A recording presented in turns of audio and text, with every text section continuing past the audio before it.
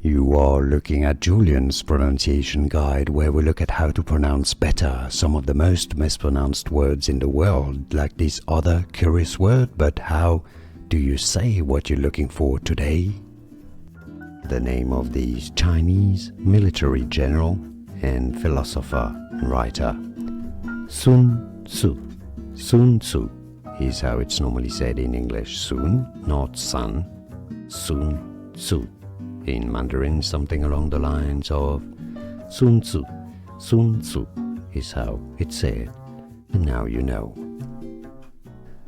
Here are more videos on how to pronounce more confusing words and names too many mispronounced. Like this video if you found it useful. I appreciate your support. I'll see you soon, and thanks for watching.